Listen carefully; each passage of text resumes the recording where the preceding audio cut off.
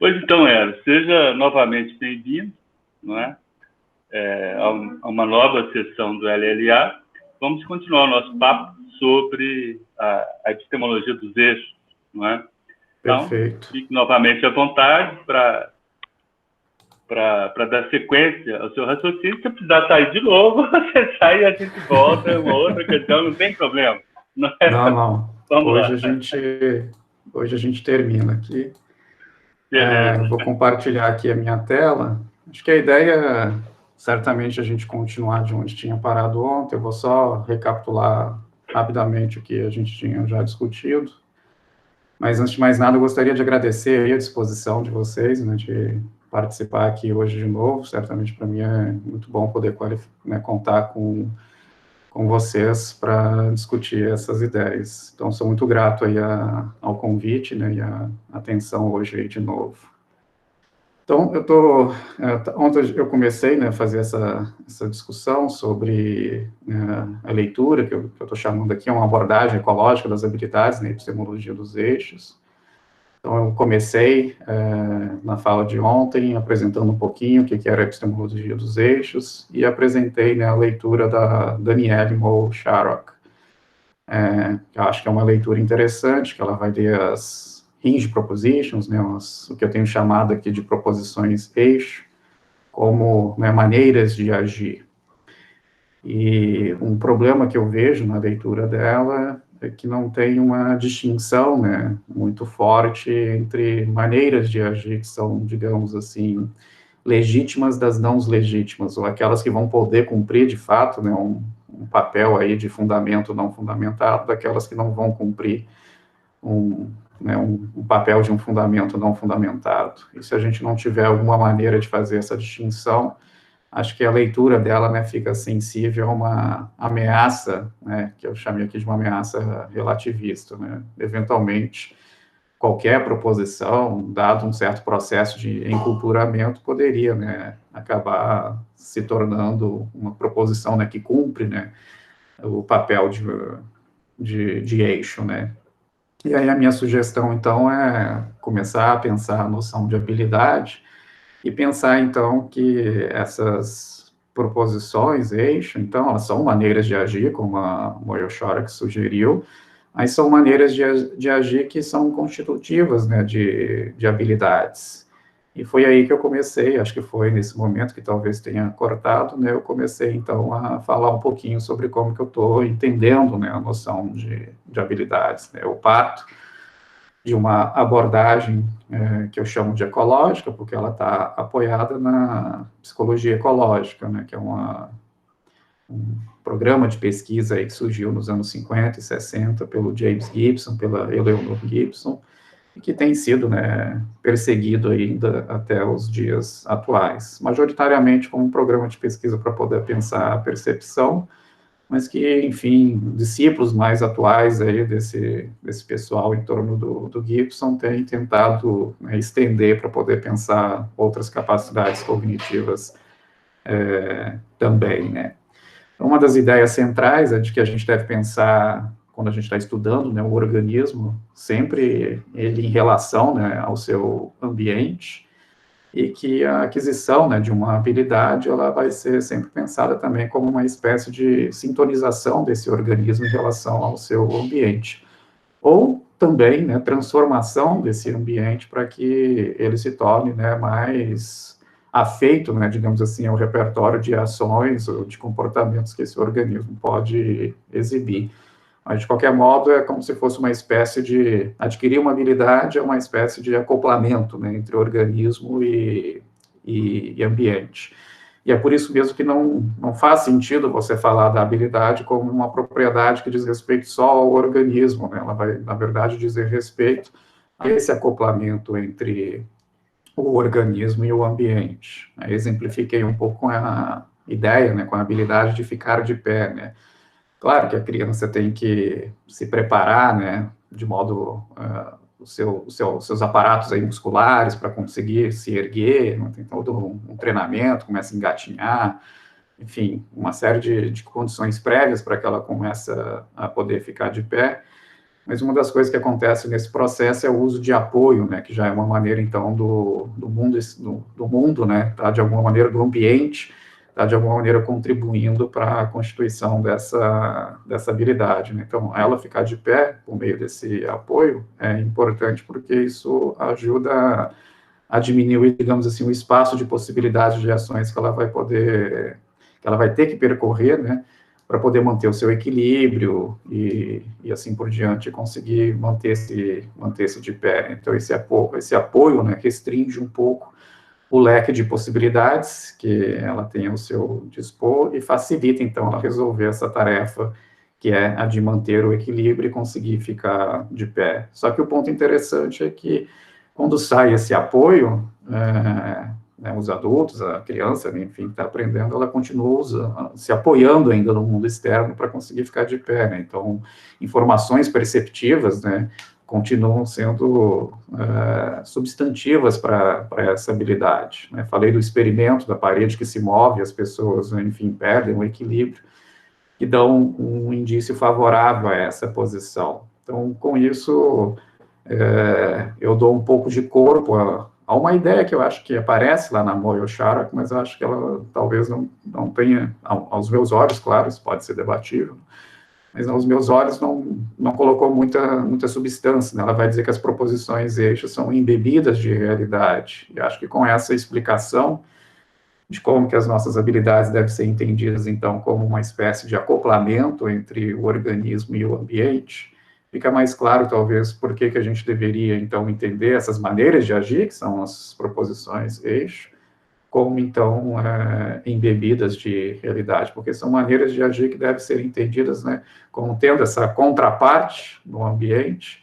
que, em conjunto, vai permitir, então, de fato, uma ação bem-sucedida, né, manter-se de pé, eu vou dar outros exemplos, né, enfim, mas que nos permite, então, ter um entendimento diferenciado da noção de habilidade. Habilidade não é, digamos assim, uma característica que diz respeito só ao organismo, a característica que diz respeito ao sistema, né, que é formado pelo organismo e o ambiente. Tem uma passagem rápida aqui do Beggs e outros autores que acho que captura muito bem esse exemplo do ficar de pé, né. Então, eles dizem o seguinte, no qual estou me apoiando, né, para esse exemplo em específico. Em vez de se apoiar em um único item de mobília para ficar de pé, onde está, a criança se apoia, né, no arranjo global de todo o ambiente para ficar de pé onde está. Poderíamos dizer que a restrição motor oferecida pelo mobília é substituída por um conjunto de restrições perceptivas que são, então, possibilitadas, né, pelo fluxo óptico, pelo vetor gravitacional e assim por diante. Né? Informações que vêm pela propriocepção também são fundamentais aí para a manutenção desse equilíbrio. Mas a ideia que eu estou querendo capturar, então, que as habilidades, elas envolvem, né, o ambiente, elas são uma sintonia com o ambiente, de tal modo que eu não posso mais pensá-las só como características que dizem respeito só ao indivíduo ou só ao organismo. Bom, como elas são também o resultado, né, de uma sintonia, né, entre o organismo e o ambiente, ou de transformação do ambiente para que ele se torne, né, mais afeito, né, ao organismo, vão ter duas características que eu acho que são importantes aqui para a gente poder pensar as habilidades, agora já num plano mais epistemológico, né, de consequências de conceber as habilidades dessa maneira, aqui para o plano da epistemologia. Uma delas é que essas habilidades são confiavelmente bem-sucedidas, né, como elas são resultado justamente de seleção de ações que vão, então, se mostrar bem-sucedidas para a realização de uma determinada tarefa. Então, majoritariamente, quando se tentar, claro, ao fim de um processo de aquisição, né, de uma habilidade qualquer, né, como essa, que eu exemplifiquei, mas outras também, ao fim, né, da aquisição, quando o indivíduo, o organismo tenta, né, realizar essa habilidade em condições, claro, adequadas, ela vai ser, normalmente, né, majoritariamente, ela vai ser bem sucedida, né. Essa é uma das características, ela é confiável. A outra é um ponto talvez um pouco mais conceitual, mas vai acabar tendo alguma importância aqui para mim também, E as habilidades, ela só se manifesta quando essa tentativa, né, de exercê-la é bem sucedida. Então, tentativas frustradas não chegam a ser exercícios da habilidade, são tentativas, né, mera tentativas, mas não são exercícios. Os exercícios devem ser entendidos aqui como as tentativas que se mostraram bem-sucedidas. Isso tem a ver justamente com a ideia de que, bom, a contraparte aí do ambiente tem que estar presente justamente para que uma habilidade se manifeste completamente, já que ela é esse ajuste fino entre organismo e ambiente. As suas manifestações bem-sucedidas vão depender tanto, né, do organismo quanto do ambiente. Aqui eu pego duas passagens do Dewey, que tu vai falar também bastante sobre habilidades, num livro que é Human Nature and Conduct, de 1922, que expressa isso de uma maneira bastante interessante. Ele vai fazer até um exercício, né, porque a gente está muito viciado em pensar a habilidade como algo que diz respeito só ao indivíduo, né, ao organismo. E aí ele, para fazer um esforço de, né, nos levar a considerar o papel que o ambiente tem para poder pensar as habilidades, não só como, né, enable conditions, mas como algo mais forte do que isso, como algo que é constitutivo, ele até adota a perspectiva oposta, né, pensa, na verdade, as habilidades como algo que diz respeito mais ao ambiente do que ao organismo, né? Ele vai dizer, a manifestação de uma habilidade é realizada pelo ambiente por meio de estruturas orgânicas ou disposições adquiridas. Né? Em seguida, em um outro momento desse mesmo texto, ele vai dizer, habilidades são maneiras de usar e incorporar o ambiente, em que tanto o último, né, quanto as primeiras têm o que dizer. Mas na primeira passagem ele faz esse, claro, é um excesso, né, mas é uma tentativa de quebrar um pouco as resistências que a gente tem, já que nossa tendência, né, numa perspectiva tanto da psicologia, mas quanto também também na epistemologia, né, de ter uma perspectiva muito individualista, né, no sentido de muito centrada nas características só do organismo e do indivíduo. E a ideia de que a gente não vai entender, né, traços, inclusive, aqui da psicologia, no caso aqui, que dizem respeito às habilidades do indivíduo, se a gente não envolver o ambiente no qual ele se encontra.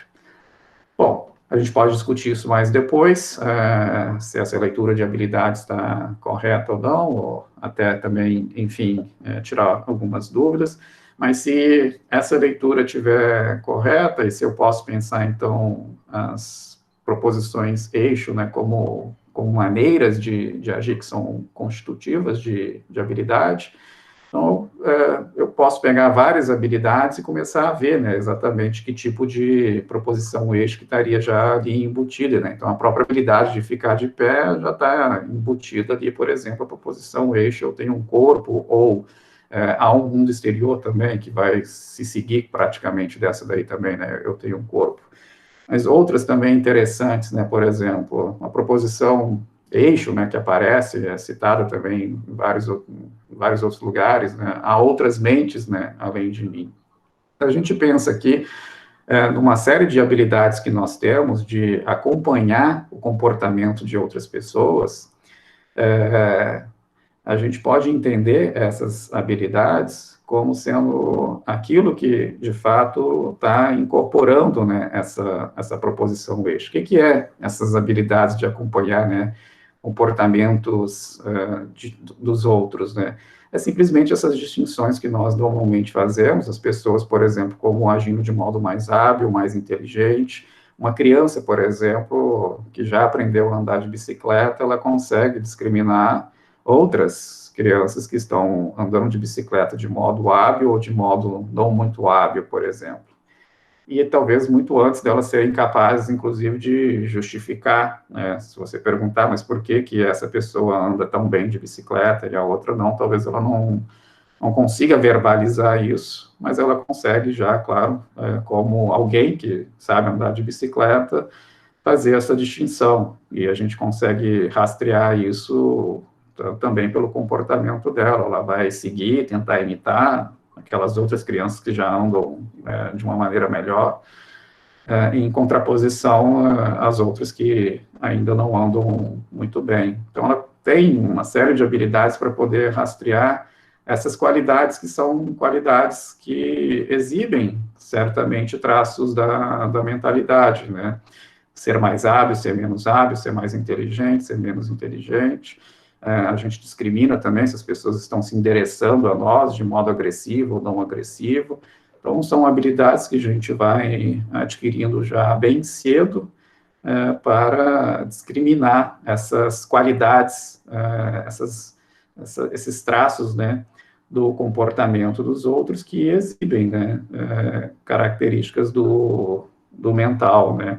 Então, também, se a pessoa está dançando bem, não está dançando bem, são coisas que nós conseguimos fazer. Agora, o ponto interessante é que, justamente, essas habilidades, na medida em que nos permitem rastrear esses traços, né, de inteligência, destreza, sutileza dos outros, elas já nos colocam também, num certo sentido, comprometidos com a existência de outras pessoas além de mim. Na verdade, o que a gente poderia dizer é o seguinte: o próprio conceito de mente, de, enfim, outra pessoa, no momento em que ele for emergir, ele emerge com base nessas habilidades, né? Então, é difícil imaginar que a gente consiga introduzir, né, o conceito de pessoa sem ter previamente esse conjunto de habilidades por meio dos quais a gente consegue rastrear e fazer essas distinções do comportamento, enfim, das outras pessoas que estão ao nosso redor. Então, a proposição eixo, ela pode ser, né, outras pessoas além de mim, ela pode ser entendida, em grande medida, como estando, né, incorporada nessas maneiras de agir que constituem essa habilidade, por meio da qual a gente vai rastreando o comportamento das outras pessoas e fazendo essas distinções finas aí sobre se elas estão se comportando de modo destro, exibindo destreza, inteligência, sutileza, e assim por diante.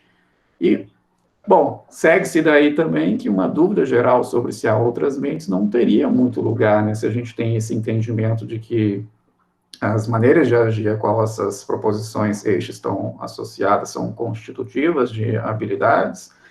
Tentar levantar dúvidas, né, sobre essas proposições eixo, que era esse o ponto, né, que Wittgenstein, né, rastreando lá alguma coisa que o Moore, né, tinha identificado, talvez, com aquele conjunto de proposições que aparece lá em defesa do senso comum, na prova do mundo exterior também. O que há de estranho, né, na tentativa de negar essas proposições, aqui nessa leitura que eu estou fazendo, é que justamente isso implicaria em suspender essas habilidades que estão em curso, estão, enfim, sendo produtivamente aplicadas no nosso dia a dia para lidar, nesse caso aqui em específico, né, por exemplo, uns com os outros, né. Então, a gente já pode, né, ter dúvidas pontuais, como a gente pôde ter no caso, por exemplo, tenho duas mãos, eu estou numa situação de guerra, e aí explode alguma coisa perto de mim, posso ter dúvidas sobre se estou agora com duas mãos ou não. Então, dúvidas pontuais certamente não estão eliminadas, mas esse caso, como a gente já tinha discutido, eu afirmar, né, tenho duas mãos aqui, nem estaria cumprindo exatamente o papel de uma proposição Hinge.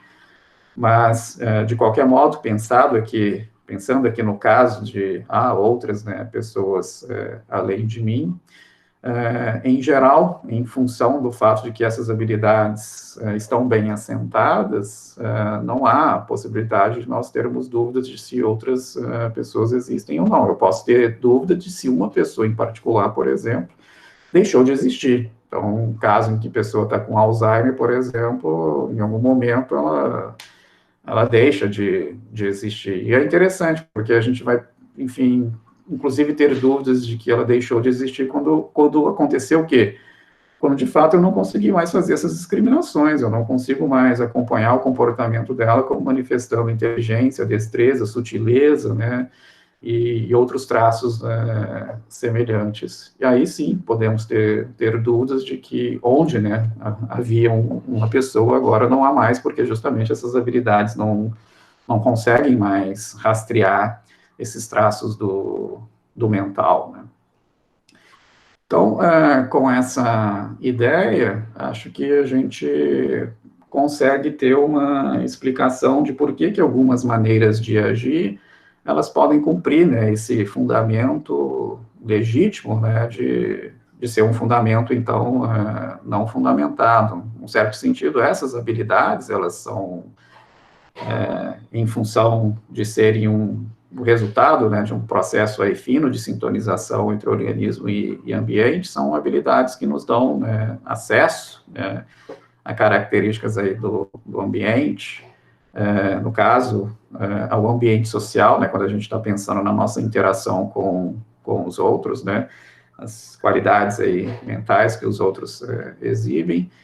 Então, é em função dessa característica das habilidades que as maneiras de agir que as constituem poderão, então, cumprir, né, um fundamento não fundamentado, né? A partir delas, certamente poderei, né, justificar crenças e assim por diante, né? Qualquer que seja, eventualmente, conhecimento que eu vier a ter de mentes, por exemplo, aí sim, pensando em coisas mais particulares, ele vai estar apoiado naquelas habilidades que eu chamei a atenção, que são habilidades de acompanhar, né, ou de rastrear comportamentos como sendo hábeis, destros, inteligentes, sutis, e assim por diante.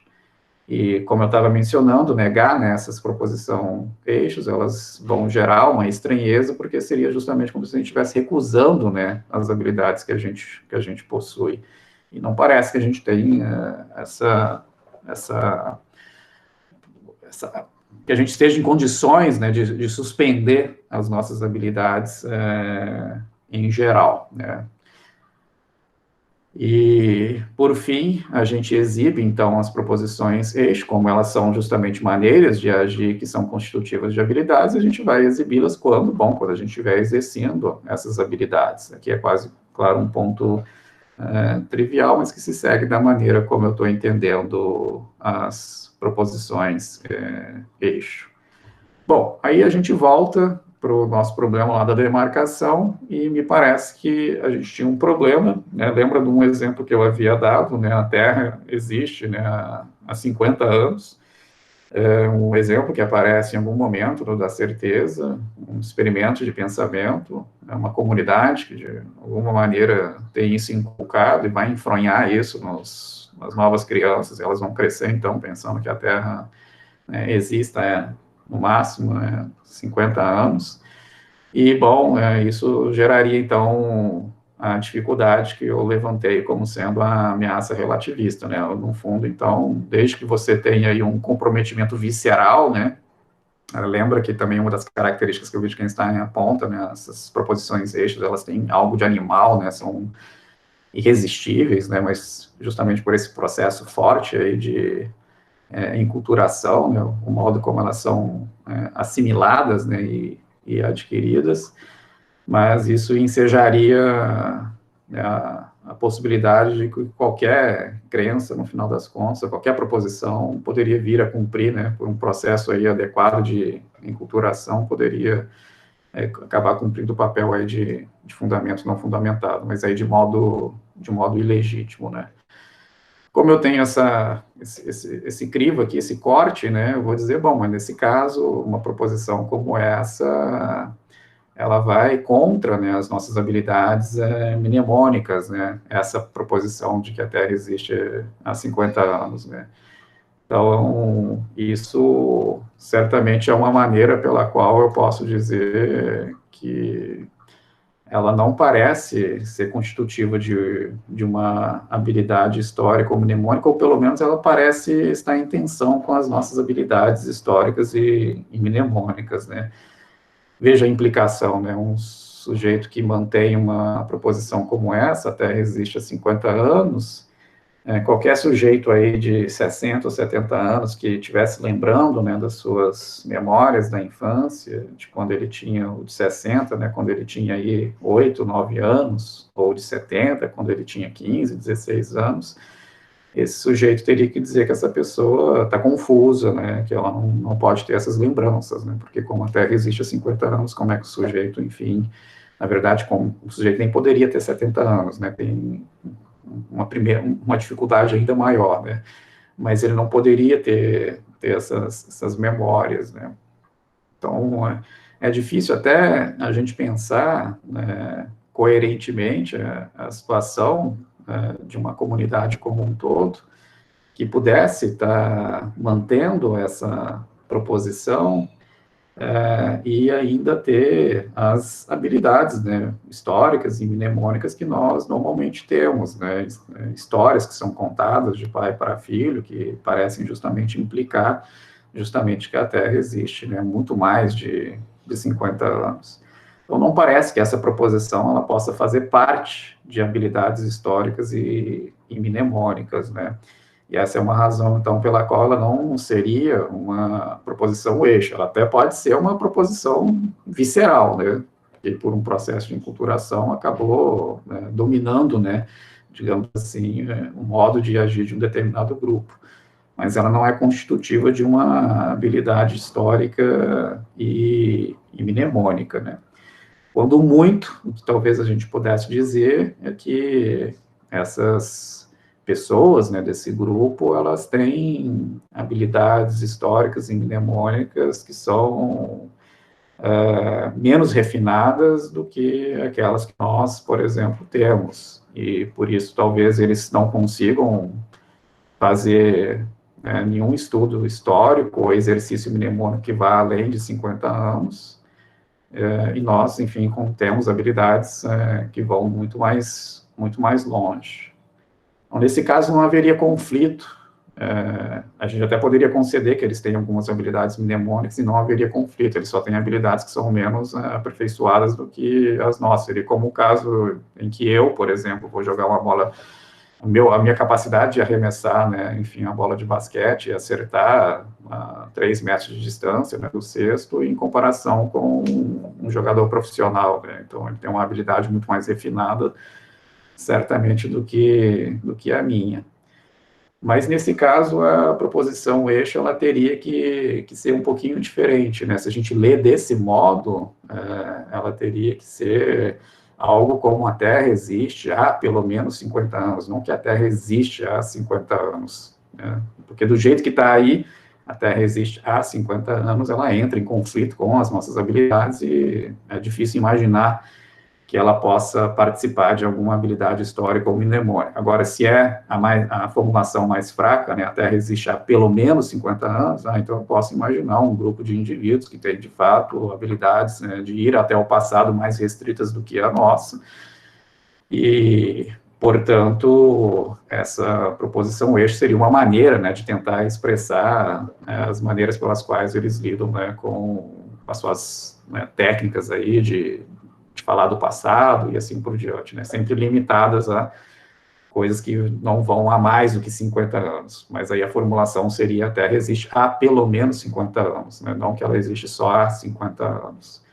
E aí não haveria problema, eu poderia acomodar isso à minha leitura, de que, de qualquer modo, são maneiras de agir que são constitutivas de habilidades, né? Outra consequência, né, que eu extraio também dessa abordagem das habilidades é que a gente pode pensar situações, então, de grupos, por exemplo, que acabam se especializando num determinado assunto. Então, pensando até, enfim, em termos de como que determinados organismos vão se tornar muito sintonizados com determinadas regiões do ambiente, né, formando nichos, né, muito especializados. A gente pode pensar também que, né, que o conhecimento do especialista, né, de grupos, então, de comunidades científicas, também vai acabar fazendo com que esses indivíduos formem, né, e adquirem, né, habilidades para poder prescrutar e investigar e acessar porções do ambiente que o grosso, né, das pessoas não vão conseguir acessar, justamente porque elas não têm essas habilidades, né.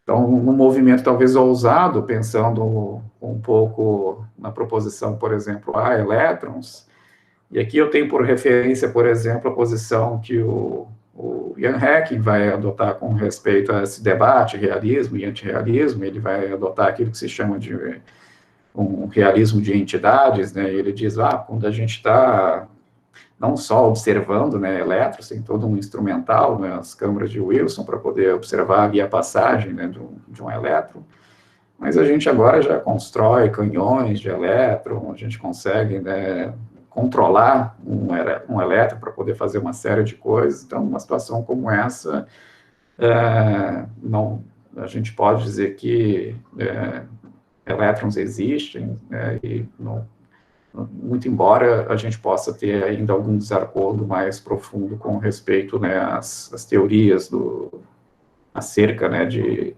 elétrons, né. Mas, extrapolando um pouquinho o que ele diz, basicamente a gente pode dizer o seguinte: como a gente já tem, então, uma comunidade aí de cientistas que, ao longo de décadas, né, foram refinando os seus instrumentos, não só para observar, mas também para controlar, né, o elétron, a gente pode dizer que para esses indivíduos que estão muito hábeis em controlar elétrons, a proposição a elétrons cumpre o mesmo papel, né, de uma proposição eixo, né? Não há mais espaço ali para haver dúvidas na medida em que eles têm uma série de maneiras de agir que são constitutivas de habilidades por meio das quais eles acessam e controlam, né, os elétrons. Para mim, não, né? Porque para mim eu vou continuar tendo que acreditar na existência de elétrons por testemunho, né? Me apoiando nas habilidades que esses físicos adquirem, né? Mas o ponto central, enfim, com esse exemplo, que pode ser bom ou pode ser ruim, mas a ideia geral é que, se de fato proposições eixo podem ser entendidas como maneiras de agir que são constitutivas de habilidades, e, enfim, indivíduos, organismos podem adquirir essas habilidades em diferentes regiões do ambiente, né, na medida em que eles se sintonizam com essas diferentes regiões do ambiente. Então, pode ser, claro, que ocorra de que algumas dessas proposições eixo sejam, né, para determinados grupos de indivíduos, né, mas não para outros que não têm essas habilidades, né? Então, poderia surgir casos como esse. Isso é interessante porque me permite ter diversidade de proposições eixo. Eu acho que é um dos pontos que é levantado nessa discussão, mas sem necessariamente estar comprometido com uma espécie de realismo, né? Porque aí a minha cola, digamos assim, ainda continua, que é justamente pela noção de habilidade, né? Bom, aí algumas considerações finais, né? Com respeito, bom, mas essa estratégia toda que você adotou, será que ela vai ter algum impacto na discussão, por exemplo, com um cético, né? Já que eu comecei, inclusive, com ela, né? Já que as proposições eixo, normalmente, elas são arroladas, né, como um ponto de parada para o argumento do regresso, e isso pressiona, então, as diversas pessoas que estão interessadas aí na epistemologia dos eixos, né, ou na Hinge Epistemology, né, a ter uma explicação melhor do estatuto, né, dessas proposições para se esquivar da acusação de que a parada ali é meramente arbitrária, né? E eu estou sugerindo, claro, aqui, que como essas habilidades, elas são habilidades que majoritariamente são bem-sucedidas, justamente porque são resultado de um processo de sintonização entre organismo e ambiente, elas vão me permitir, então, ter uma certa ancoragem, né, na realidade, né? Essas proposições eixo, então, que constituem habilidades. Isso me permitiria, então, ter um ponto de parada, né, que certamente não é meramente arbitrário, né? Mas algumas pessoas vão dizer, bom, mas isso tudo parece pressupor que essa concepção, né, que você ofereceu, ela...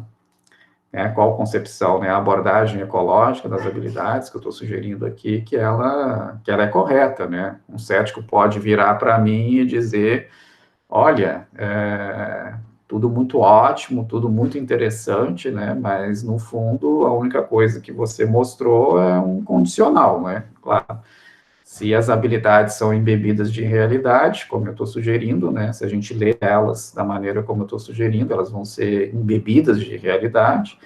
Então, a gente vai ter, né, uma série aí de fundamentos não fundamentados, que são essas maneiras de agir que constituem as habilidades, né, acerca das quais a gente não faz muito sentido a gente levantar dúvidas, né.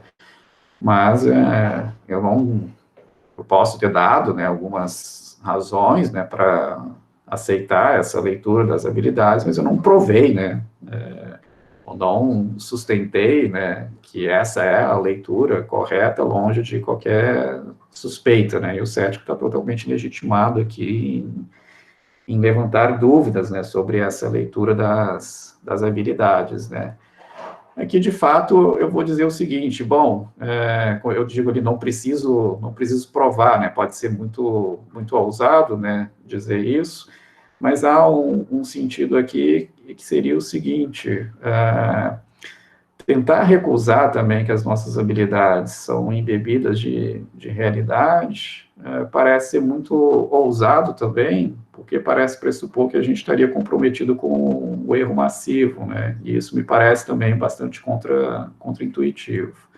Mas a alegação mais fraca que eu simplesmente quero fazer é, de fato, eu não tenho uma resposta matadora para o nosso oponente cético, e aí uma distinção entre, né, explicação e justificação é algo que eu posso explorar um pouco e que vai bastante na direção do tipo de abordagem que eu estou assumindo aqui, que é uma espécie de uma abordagem certamente naturalista, né? Então, em vez de dar uma espécie de justificação última, né, de por que determinadas proposições eixo, né, podem cumprir o papel de fundamento não fundamentado, eu estou procurando oferecer uma explicação, né, de por que haveria uma distinção razoável, né, entre maneiras de agir legítimas, né, de maneiras de agir que não são legítimas, ou seja, que possam cumprir esse papel ou não. E aí estou olhando para as nossas teorias científicas e para o modo como a gente pode entender a noção de habilidade, para poder iluminar um pouco essa distinção, né? A Zagzebski, no livrinho dela de introdução à epistemologia, ela vai chamar a atenção, né, de que a epistemologia ela fica oscilando, né, ao longo da sua história, entre, né, ter por foco, né, a explicação, né, o entendimento ou a busca da certeza, né. Em diferentes momentos, um desses valores aí esteve mais no foco do que outro, né. Então, na modernidade, certamente a busca pela certeza está muito premente, né, na antiguidade tardia também, né, quando surge, de fato, ali o diverso ceticismo, mas no período de Platão, do Aristóteles, é muito mais uma demanda por entendimento do que uma demanda por certeza, né. Então, tendo isso em vista, a minha ideia aqui seria, enfim, certamente isso não vai confortar o nosso cético, mas simplesmente sugerir que eu estou oferecendo aqui uma espécie de uma explicação, né? Tentar entender um pouquinho melhor por que determinadas proposições acabam cumprindo, né, esse papel de fundamento, né, e oferecer um quadro aí mais coeso, tendo em vista algumas coisas que a gente pode extrair aí de algumas disciplinas científicas, né, mas sem, certamente, a pretensão de que tem um argumento aí matador para o nosso cético, né? Mas embora eu acho que de fato também pensada dessa maneira que o cético recusar que a gente poderia ter o conjunto das nossas habilidades em suspeita, me parece também oneroso ele fazer isso, né? Então, isso não vai nos levar a uma situação de fazê-lo se comprometer com a minha posição, mas vai, pelo menos, colocar um pouquinho mais de dificuldade para tentar negar também completamente a posição que eu estou colocando aqui. Mas acho que é isso. Agradeço aí a atenção de vocês e estou aberto aí para os questionamentos. Deixa eu ver, acho que eu tenho que parar aqui o compartilhamento, né? Pode. Beleza. Eros, muito obrigado pela apresentação, bicho.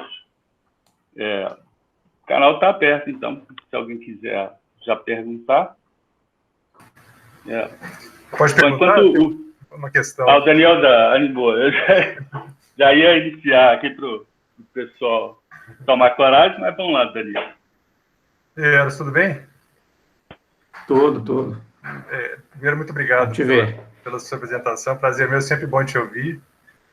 Gostei bastante, não só da sua apresentação, mas também gostei do artigo, e ainda mais porque eu pude voltar na minha tese de doutorado, diz respeito a outras mentes, em cuja banca você estava presente, né? Então foi muita coincidência. Fiquei muito feliz. Tinha muito tempo que eu não voltava naquelas questões. Mas eu queria puxar a brasa para a minha sardinha, então falar sobre essas proposições eixos no que diz respeito à questão das outras mentes, né? Qual que é o papel que elas teriam aí, né? E aí eu fico pensando que me parece que você aceita um pouco a interpretação corporificada da cognição social, né? De Jagger, do Fuchs, etc., a ideia de affordances sociais, né? E eu confesso que eu sempre fiquei com a pulga atrás da orelha, sabe, com relação a essas abordagens. Eu queria falar um pouco disso com você e saber em que medida isso altera, ou se tem alguma consequência do seu argumento, né, mais uma vez, que tange aí a questão das outras mentes, né? Parece que há uma diferença entre a autopercepção ou propriocepção, que de fato o erro não parece ter sentido, né? Se você pedir para alguém para que coloque o dedo na testa, se a pessoa coloca o dedo no queixo, não é um erro, é uma questão patológica, né? Por outro lado, faz muito sentido a gente estar equivocado acerca da percepção dos outros, mas eu não digo nem no nível superior, assim, né, para o qual há meta-representações, uma teoria da mente, não, eu digo mesmo no nível mais básico. Por exemplo, já se sabe assim, que as pessoas erram assim, massivamente quando tem que detectar uma face de raiva ou de repugnância, porque as expressões são muito parecidas. Então, elas precisam do contexto para tirar a ambiguidade dessa expressão facial, e muitas vezes também precisam fazer inferências, né? E é estranho dizer que a gente precisa fazer inferências acerca da nossa própria percepção, né? É bem verdade que tem o Carothers, por exemplo, vai dizer que a gente faz inferência para tudo, inclusive para nós mesmos, né? Mas vamos assumir aqui que é estranho dizer que, por exemplo, eu preciso fazer uma inferência para localizar um membro, ou então para saber acerca de estados próprios, básicos, né? Por outro lado, no que diz respeito aos outros, mesmo em comportamentos muito simples, faz sentido dizer que a gente erra. E aí há um estudo interessante que eu queria te dizer, com crianças, que elas têm que perceber, na verdade, elas têm que diferenciar se a ação do adulto, né, tem uma direcionalidade, portanto é uma ação hábil, inteligente, ou se é um gesto não direcionado. Porque os estudos da década de 80, né, mostravam que as crianças não se equivocam no que diz respeito a essa diferença entre intenção na ação, né, que se revela no próprio comportamento, e uma mera pantomima ou uma ação não direcionada. E aí mudaram um pouco o teste e as crianças erraram assim, massivamente nessa diferença, né, para tentar estabelecer essa diferença entre um gesto direcionado e um gesto não direcionado. Então, isso tudo, na verdade, o ponto é mais geral, e eu sei que você gosta bastante da noção de affordances sociais, né? Eu fico com o pé atrás, sabe, com essa extensão da cognição corporificada na cognição social, porque realmente parece que a cognição social é mais demandante do ponto de vista cognitivo, entende?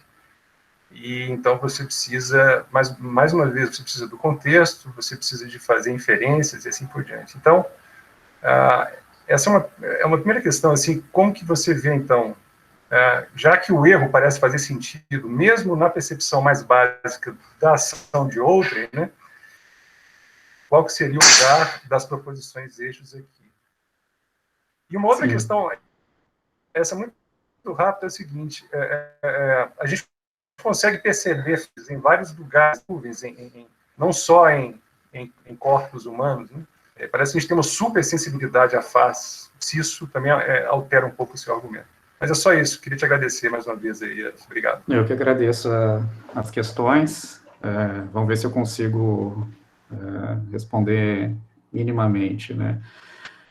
Acho que a minha posição, em primeiro lugar, acho que não precisa certamente eliminar completamente a possibilidade do erro, né?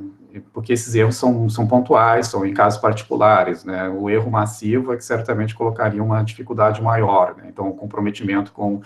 Nós temos habilidades para poder rastrear o comportamento das outras pessoas, certamente exige que, em grande parte dos casos, você vai ter uma espécie de acerto, mas isso é compatível, né, com você ter erros pontuais. Então, acho que infalibilidade não é exatamente uma demanda, né. Mas eu tenho alguns comentários, eu acho que tem muitos estudos, e isso é algo que, então, esse pessoal, né, de Jäger, de Paolo, que vem, então, dessa leitura, né, de que a gente pode ter a percepção, né, de algumas affordances sociais, eles vão dizer, né, nessa literatura, por exemplo, você sugeriu, né, a expressão de raiva, né, a gente não consegue distinguir ela muito claramente. Qual que era a outra situação de raiva e... Repugnância. Repugnância, né, de raiva e repugnância.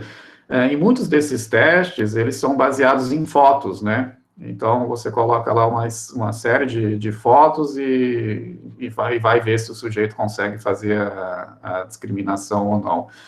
Mas para quem está nessa perspectiva, enfim, mais corpórea ou ecológica, essa é uma maneira equivocada da gente fazer esses testes, né? Na verdade, porque a expressão de repugnância ou de raiva, ela tem que ver não só, de fato, nas expressões faciais, mas corporalmente também, na dinâmica de movimentos, né? Então, é uma percepção que você faz ao longo do tempo. Então, é um padrão de comportamento que vai permitir com que você rastreie um determinado traço, né, aí do mental, por exemplo, a expressão de raiva, a expressão de repugnância, né? Aí, se você tiver uma série de testes, enfim, que vai mostrar que mesmo em situações... E aí, sim, o fator contextual está presente aqui, eu concordo contigo, né? O fator contextual está certamente presente nessas situações mais concretas, em que, de fato, você tem um padrão aí de comportamento, que esse, sim, manifesta, por exemplo, raiva, ou manifesta repugnância, e é em relação a isso que o indivíduo vai, né, manifestar as suas habilidades, né? Então, esse paradigma me parece muito com respeito às outras propriedades também perceptivas, né? Normalmente você pega um indivíduo, coloca ele parado, até, enfim, pede ele para parar, não mexe os olhos, não mexe a cabeça, e vamos ver lá o que ele consegue discriminar.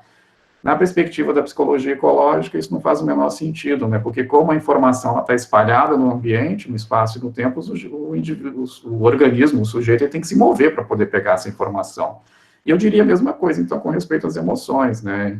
Como ela está espalhada num padrão de comportamento, o indivíduo também tem que estar ali podendo se mover e podendo, enfim, acompanhar esse padrão de comportamento para poder fazer essa distinção mais fina entre determinadas emoções, né?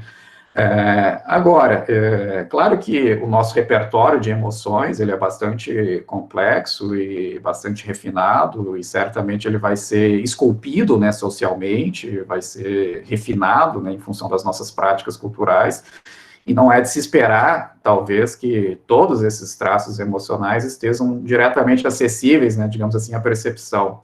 Então, eu não preciso me comprometer com a tese mais forte de que, digamos assim, o todo da mente do outro, ou todo dos seus estados emocionais precisam ser acessíveis perceptivamente, mas basta que aquelas mais básicas, como o medo, né, pavor, ou até, nesse caso também, tristeza, felicidade, né, essas emoções mais básicas, que elas estejam, né, bem ancoradas em padrões de comportamentos, e que, então, né, a gente tenha essas habilidades para poder rastrear essas diferenças, né.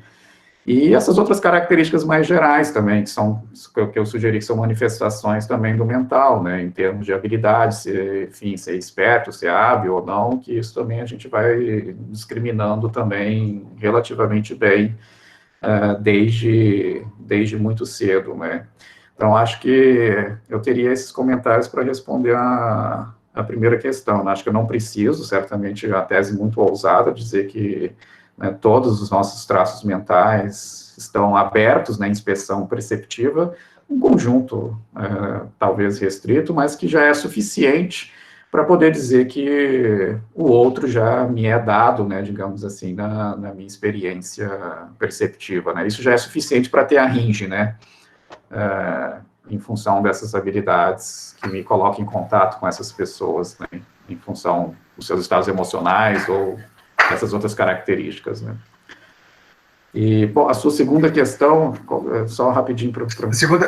A segunda é se altera o seu argumento, o fato de que os humanos têm uma super sensibilidade, por exemplo, a faces, né? Ainda falando sobre o impacto, né, do seu argumento sobre outras mentes, assim, tanto que a gente percebe faces nas nuvens, etc. E é curioso, outro dia eu vi um estudo muito interessante, que é o seguinte: quando você se torna hábil, muito hábil, com relação a uma dada atividade, você começa a processar informação na área em que você processa faces. Qualquer que seja a atividade, por exemplo, jogar xadrez, né?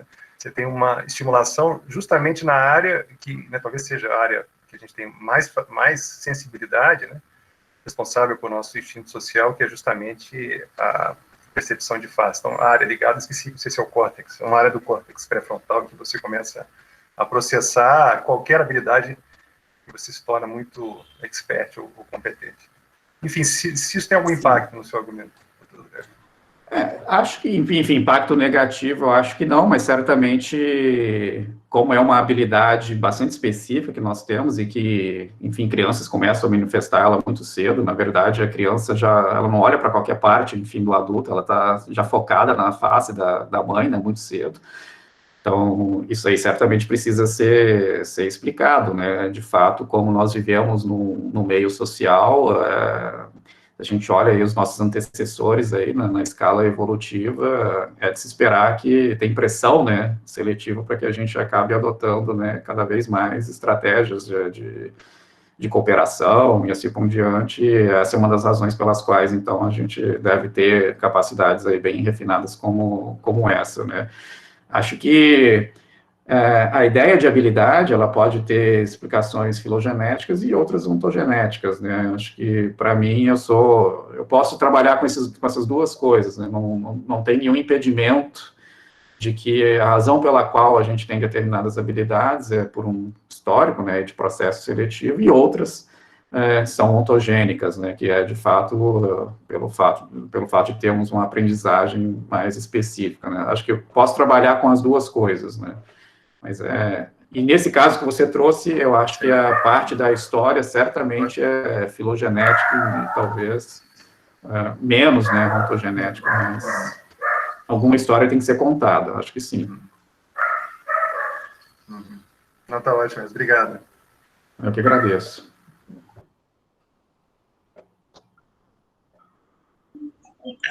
Opa, você vai falar, Guilherme? Eu vi que você abriu o primeiro aqui, eu posso falar? Pode ir primeiro, eu vou depois de você, Luizinho. Beleza. Obrigadão aí, Edson. Gostei bastante. Eu quero só apresentar aqui 2 pontos e eu vou pedir para você expandi-los um pouco mais para eu entender melhor a sua posição. Eu vou começar pelo último ponto que você tratou, que foi o ceticismo. E né, você mencionou o problema do regresso, mas eu queria saber como é que, se a sua estratégia ela está restrita a um ceticismo que surge com o argumento do regresso, ou como é que ele pode ser aplicado para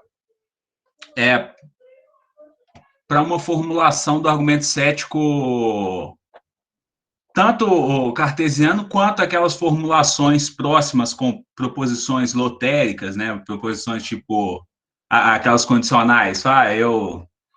Se eu sei que não vou viajar para Miami no ano que vem, então eu sei que eu não vou ganhar na loteria, mas eu não sei que eu não vou ganhar na loteria, portanto, eu não sei se eu vou para Miami no ano que vem, mas parece que eu sei que eu não vou para Miami no ano que vem. Como se, né? Então, se esse tipo de resposta baseado na sua versão de ring epistemology funciona. E o segundo ponto diz respeito à ideia de crenças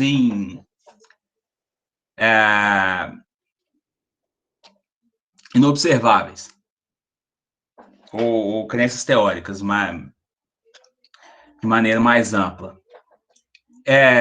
Essa mesma estratégia que você tem para falar que proposições do tipo A elétrons podem ser proposições Ring para físicos experimentais, como é que eu posso usar isso para explicar, por exemplo, que crenças de químicos do século XVIII sobre o flogisto também não funcionariam?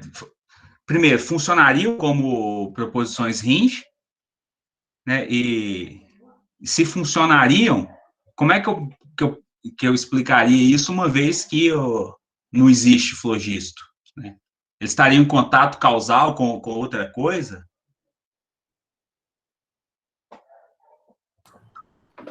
São essas as questões? Isso. Muito bom. Obrigado, viu, Luiz Elvésio.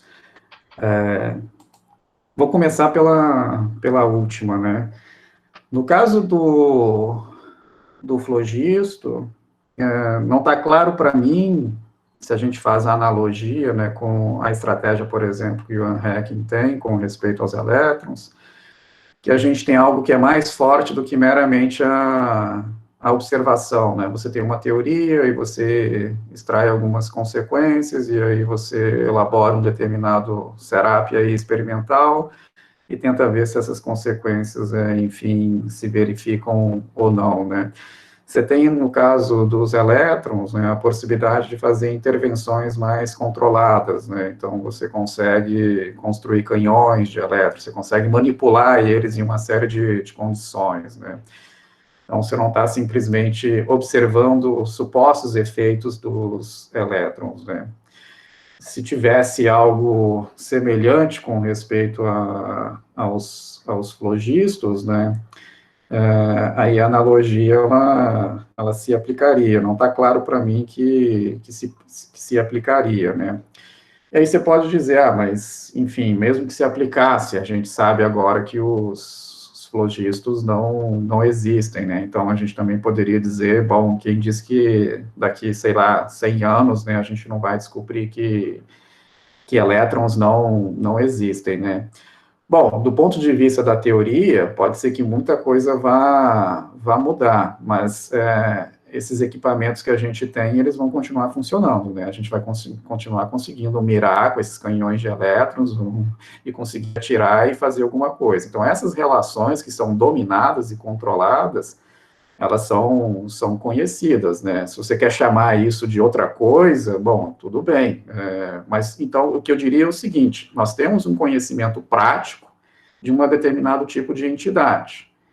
E o fato de a gente ter uma série de instrumentos que nos permitem, então, operar, né, sobre essa entidade, implica, né, que existe um determinado tipo de entidade ali, cujo conhecimento que a gente tem sobretudo, pelo menos em última instância, pelo menos prático. E algo semelhante, então, deveria ocorrer com esse caso aí do flogisto, então, se é que a analogia valeria. Acho que não me lembro aqui de algo muito semelhante que se fizesse com o flogisto em comparação, por exemplo, a canhões de elétron, né?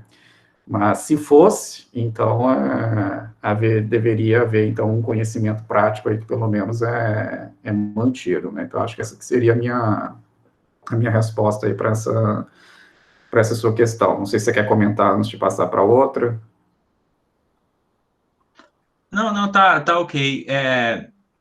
Mas de fato, eu acho que a única coisa, o único tipo de manipulação que a gente tenha, pelo menos que é o frequentemente mencionado, né, na bibliografia, são aqueles experimentos de combustão, né, que os caras que Isso. estavam medindo, né? Tirando isso, eu também não sei mais de nenhum outro tipo de manipulação que envolvesse o flogisto. Mas ok, eu estou convencido.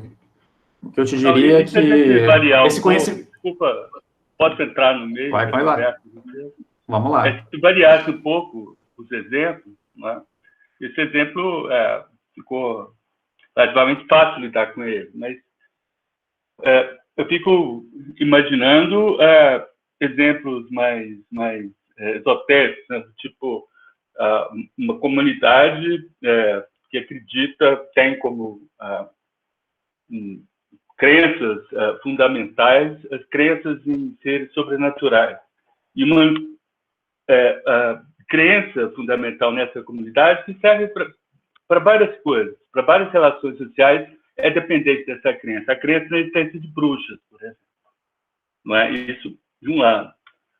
Do outro lado, é uma comunidade como a nossa, que acredita em a mente relacionada intimamente com o cérebro e alguns problemas que ocorrem a nível de transmissor sináptico, né, acaba manifestando em certas patologias. Bom, eu teria, então, um caso de conflito, né, que me parece, entre duas maneiras de existir, e talvez um conflito entre essas hinge propositions. Não é? No caso, me parece que as hinge propositions incluiriam essas proposições acerca da existência de entidades sobrenaturais ou fenômenos sobrenaturais, no outro caso, como nós, mais ligado à existência de fenômenos naturais. Não é? Como é que ficaria, então? Eu não sei se encaixa na pergunta do Luizinho, né? Como é que ficaria essa relação, né, das propositions, no caso da comunidade das crenças sobrenaturais, com o ambiente, não é? Na verdade, se encaixam, né? O que eu teria que dizer aqui bom, nesse caso aí das entidades sobrenaturais, quais são os tipos de manipulações que nós temos? Porque a minha pergunta já que eu estou entendendo essas proposições eixo aí, ou range propositions em termos de habilidades, não pode ser algo meramente de que, bom, nós falamos sobre o assunto, nós trocamos ideias sobre o assunto, tem que haver algum tipo de manipulação, de interação desses indivíduos com intervenções, né, que eles fazem e que permite, né, ter uma espécie de acesso epistêmico aí a essas entidades, né, se esse for o caso, eu teria que morder a bala e dizer que esse grupo de indivíduos aí, de fato, eles têm habilidades bastante específicas e sofisticadas, que não são compartilhadas por nós e que permitem que eles tenham acesso a essas entidades. Aí, o que eu teria dúvida no momento é se, de fato, eles têm, né, essas capacidades aí de intervir, manipular, interagir e assim por diante. Aí, acho que a situação do elétron, de outros casos aí da ciência, é mais fácil da gente ter, né, esses exemplos do que nesse caso, né. Você não tem uma disciplina ainda, né, montada, onde você não teve ainda, por exemplo, um longo processo de aperfeiçoamento de uma série de instrumentos para poder, né, se comunicar com essas entidades sobrenaturais ou coisas semelhantes, né. Você teria que ter algo mais ou menos nessa linha. Você até pode, né, dizer os Você médiums... tem, na verdade, né, a história da Igreja Católica, assim, uma boa parte dela é história de criação desses instrumentos para lidar com essas entidades sobrenaturais. Eles foram refinados, foram... Estão muito refinados, muito sofisticados. Mas a gente não aceita, não. Sim, sim. Aí certamente, bom, teria que olhar com mais cuidado e ver onde estaria o pomo da discórdia, né? Mas eu teria que, enfim, morder a bala, havendo esses instrumentos, havendo essas interações, havendo a possibilidade de intervenção, né? Certamente não, a porta não estaria fechada, é isso que eu diria, né, prima facie, né? Em princípio, eu teria resistência, mas eu concordo com você que eu teria que olhar com mais cuidado aí, né, a epistemologia aí desses grupos, né. Mas acho que mas é um bom exemplo, assim, é um bom tema para certamente pressionar a posição, né. Eu acho que tem um manual, né, que ilustra bem parte do que o Sérgio está falando, que é o Malleus Maleficarum, né, o Martelo das Feiticeiras, né, que é um conjunto de práticas. Uma das partes do livro é um conjunto de práticas para detectar a presença de bruxas, né? Uhum. Então ele, né, tinha aquelas coisas malucas de jogar uma pedra dentro da água, se a pessoa não levitasse é porque era bruxa. É claro que tem coisas estranhas, mas supostamente aquilo ali, eu não sei se foi na Alemanha que ele foi mais usado, não lembro exatamente, mas ele foi prática de inquisidores e torturadores por um bom tempo, né? Sim. Mas veja que nesses casos aí, enfim, falar de instrumento, tudo bem, certamente a gente já vai melhorando a analogia, mas os instrumentos, eles têm que ser calibrados, têm que ser confiáveis, né, se a gente pega aí, por exemplo, a história do termômetro, levou quase 100 anos para esse negócio aí ficar funcionando muito bem, né, como o livro lá ganhou o prêmio lá do Lakatos lá, mostra muito bem, né. Então, acho que para manter as analogias aí, a gente teria que encontrar, né, nessas práticas aí, algo mais ou menos semelhante no nível do refino, né, dos instrumentos, do que a gente encontra quando a gente olha para a história da ciência. Em se mantendo, não teria tanta dificuldade em manter, né, que, de fato, essas habilidades podem incorporar, então, proposições rígidas que, para esses grupos, né, vão cumprir o mesmo papel que a elétrons, por exemplo, cumpre aí para os físicos experimentais, né. Mas é um bom caso, eu até anotei aqui, os maleficarem, como é que é? É isso, o Luiz Elvésio? O nome do livro que você mencionou? Malleus Maleficarum. Ah, tá. Eu não sei se é martelo, eu acho que tem uma tradução no Brasil, eu acho que é Martelo das Feiticeiras. Tá, vou dar uma olhada. Mas acho que esse ponto é excelente, Sérgio. Best-seller, né? Best-seller atual, né, Luiz? É engraçado, né, que esse foi considerado o primeiro livro de bolso, né? Porque os inquisidores tinham que levar junto para poder ir lá consultar na hora de... Mas sobre a sua primeira pergunta, Luiz, acho que, bom, certamente o ceticismo do regresso, ele está mais no horizonte diretamente quando a gente pensa na Ringe Epistemology, mas ele também pode ser pensado no caso do ceticismo cartesiano, né, aquelas formulações clássicas, né, se eu sei que eu tenho duas mãos, então eu não sou um cérebro numa cuba, então, se eu sei que, enfim, sou um cérebro numa cuba, então... eu posso concluir, né, que, se eu sei que eu tenho duas mãos, então eu posso concluir que, obviamente, eu sei que não estou sendo enganado aí por um gênio maligno, que eu sou um cérebro numa cuba, né. A questão, de qualquer modo, é que, como é colocado, né, nesses paradoxos, né, já que o Sérgio também vai colocar, bom, mas é tão intuitivo, né, você dizer, eu sei que tenho duas mãos, quanto dizer, né, que você não sabe, né, que não é um cérebro numa cuba, né, então, por isso que surge aí o paradoxo, e aí você tem que dizer exatamente qual dessas três proposições aí a gente vai descartar para, enfim, ter uma posição dogmática ou uma posição cética, né.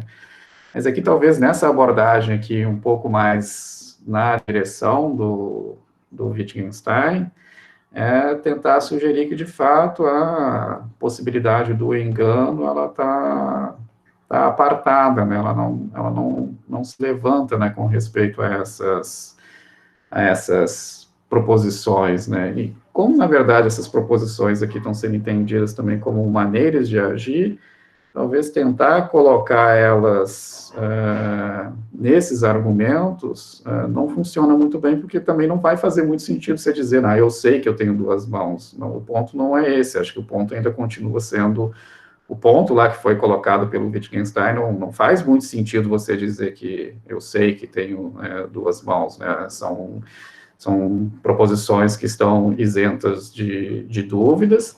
Entendidas aqui ao modo das habilidades, significa que você tem um certo procedimento que instaura, de fato, uma maneira de investigar e que justamente resulta, né, nesse refino que você adquire em relação a um determinado ambiente, e que, bem entendido, vai te afastar, aí sim, talvez, terapeuticamente, da sedução que você tem da hipótese, né, de que eu poderia ser, né, um sujeito incubado, que eu poderia estar sendo enganado por um gênio maligno, né?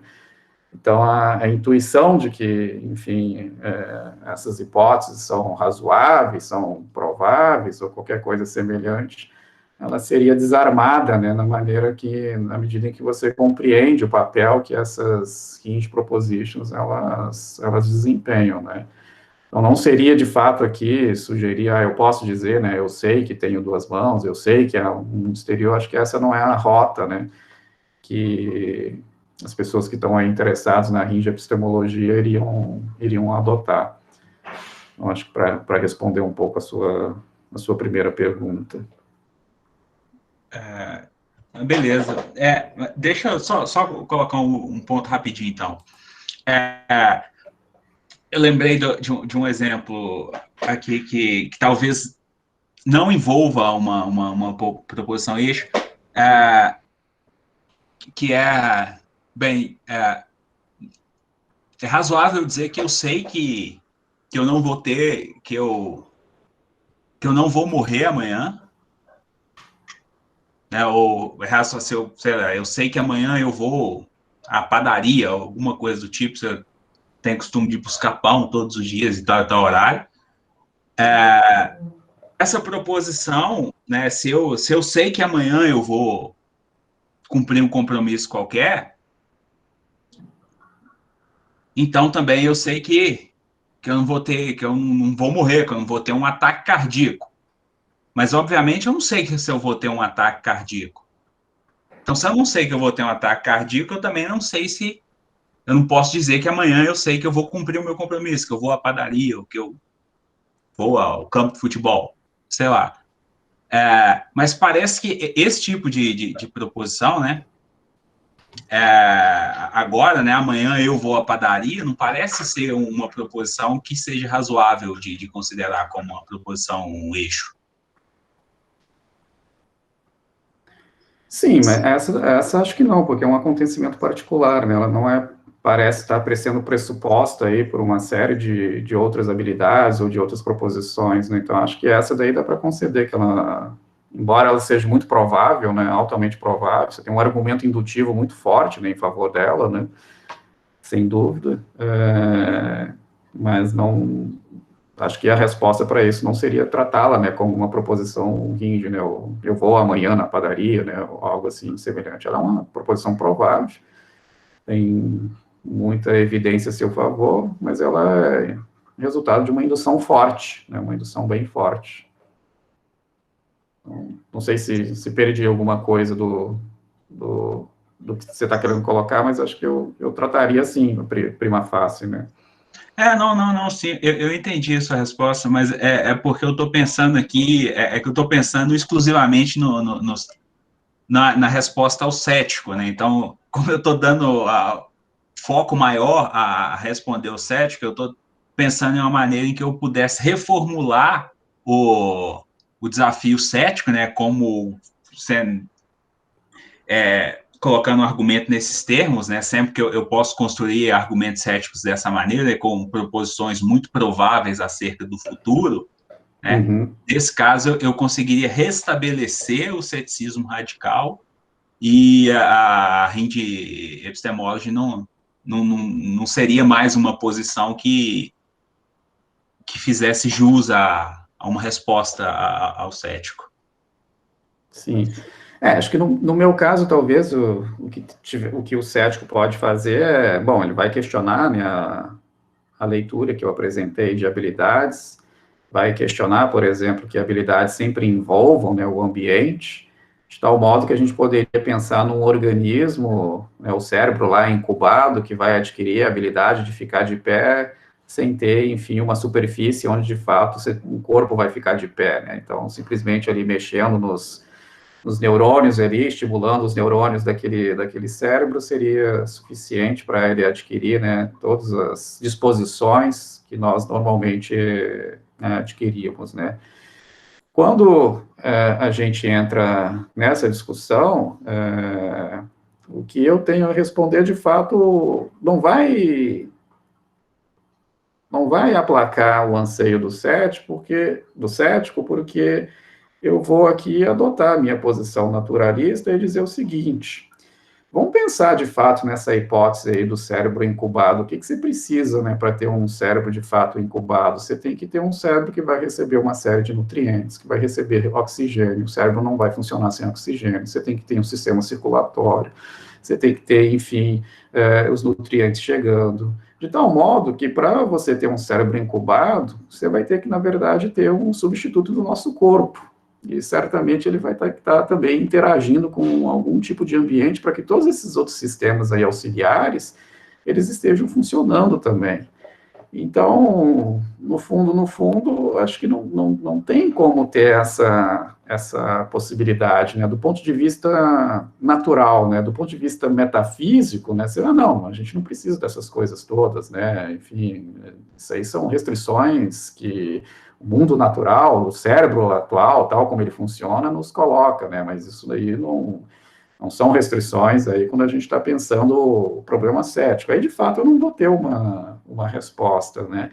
Agora, se você me mostrar que, de fato, dá para ter um cérebro incubado sem que você precise ter um outro corpo que, na verdade, que vai exercer todas essas funções que o nosso corpo acaba exercendo para que esse cérebro se mantenha vivo e ativo, se você me mostrar isso, eu posso levar a sério essa possibilidade, né? Mas, se não, eu acho que, de fato, a minha leitura aqui das habilidades, ela se mantém. Mas é uma resposta naturalista, né? Então, não é uma resposta que o nosso cético tradicional, ele vai acatar, né? Então, por isso que eu fiz essa distinção no final, de falar, eu estou mais interessado em explicar e menos interessado em dar um fundamento último, né?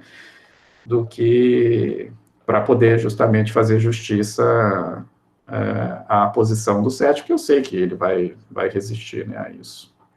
Tem um texto do Thompson, né, que é muito interessante, não lembro aqui exatamente o título, mas não é difícil você achar que ele vai justamente explorar essa ideia. O que seria necessário justamente para a gente ter um cérebro incubado? E aí ele vai dizer, olha, você vai ter que ter um surrogate do corpo, que na verdade é um outro corpo, então não tem como, né, a gente pensar nessa hipótese, né. Inclusive ele vai ter que interagir com o seu externo, ainda que seja um espaço de alguma maneira manipulado, ele vai ter que ter algumas interações com o seu ambiente para poder manter os seus sistemas circulatórios e os demais sistemas funcionando, né. Mas é o que eu teria para dizer com o cético que vai nessa direção. Beleza, obrigado, Wes. Eu que agradeço. Wes, beleza? Tudo bom. Primeiramente, só muito obrigado, viu, pela colaboração com o grupo, foi duas excelentes tardes. E deu bom que deu um intervalo para a gente pensar nas coisas que você falou ontem. Eu queria te fazer uma pergunta. Eu acho que talvez vai fugir um pouco da direção do seu ponto, assim, do que você está propondo, mas eu tenho quase certeza que você tem uma resposta boa para isso. Então, puxando um pouco a sardinha para as coisas que talvez eu penso mais frequentemente. Assim, ontem você falou sobre... você chegou a mencionar, ainda no começo, quando você estava explicando a noção de proposições eixo, ainda lá no Wittgenstein, você mencionou coisas em comum que as proposições eixo têm com tautologias e verdades lógicas. Em algum momento você falou, por exemplo, sobre elas falarem sobre o mundo ou não, etc. E aí eu fiquei pensando nisso, e a questão que eu tenho é o seguinte: claro que não é exatamente isso que você propõe com a abordagem ecológica para as proposições eixo, né? A direção condicional que você apresentou me parece ser assim: se a abordagem ecológica das habilidades for o caso, né, se a gente aceitar isso, e você mencionou, se elas são embebidas, habilidades são embebidas de realidade, então temos proposições eixo, né? Então, assim, não é na direção desse condicional a minha pergunta, mas eu acho que tem relação, que é se tem um tratamento, digamos, ampliado, que sai da abordagem ecológica das proposições eixo para incluir verdades por definição, tautologias, analiticidade, algo assim. Talvez pensando na mesma explicação do caráter ontogênico, do modo como essas proposições eixo são enterradas na nossa, de algum modo, na cultura, né? E partindo dessa pergunta, são duas perguntas, então. Essa é a primeira. A segunda é, se sim, se tem um tratamento, se é possível um tratamento desse perfil, se ele, por exemplo, de alguma forma, estabelece pelo menos limites para o pluralismo lógico. Se tiver porque o componente realista da abordagem ecológica, parece que ela tem um componente realista, ela parece que ali estabelecer pelo menos alguns limites para o que a gente pode chamar de diferentes lógicas.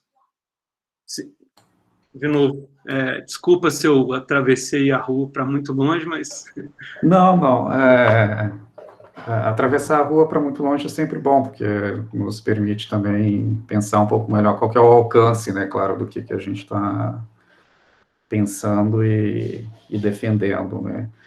De fato, os casos que eu pensei, que servem de apoio aqui para mim, são sempre bem mais práticos, né? Então, até começo lá com a habilidade de ficar de pé, a habilidade de rastrear o comportamento das outras pessoas, né? Então, é algo muito concreto, né? E o que você está me sugerindo aqui é a ideia de, bom, qual que é o papel das definições, né?